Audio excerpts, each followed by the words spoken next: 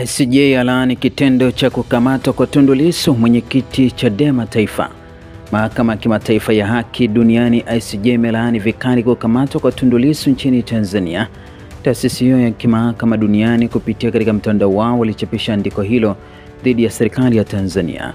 Tunatoa tamko kufuatia ukiukwaji na ukandamizaji katika mkusanyiko halali na kukamatwa kwa nguli wa haki za binadamu Tanzania, mwanasheria, kiongozi wa upinzani na aliyekuwa mwanachama wa bunge, kiongozi aliyepita TLS Mheshimiwa Tundu Lissu katika jioni ya tarehe 9 Aprili 2025. Bwana Lissu alilazimishwa kukamatwa baada ya kuhutubia umati na ufuasi wa chama cha upinzani Chadema katika mkutano wa halali wa amani huko Mbinga.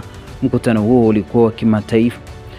huo ulikuwa wa kitaifa kwa Chadema na mkakati wao wa no reform no election, wakitaka mabadiliko ya uchaguzi kuelekea uchaguzi mkuu wa mwaka 2025. Polisi walizuia na kutawanya mkutano, kurusha mabomu ya machozi.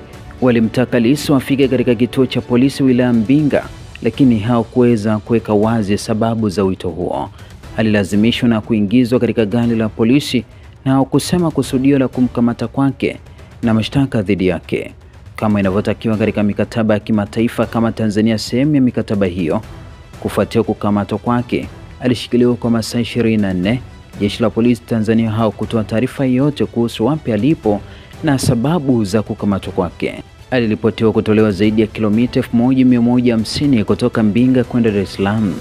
Siku iliyofuata alifikishwa mahakamani Kisutu na kushtakiwa kwa uhaini na mashtaka matatu ya uchapishaji wa taarifa za uongo.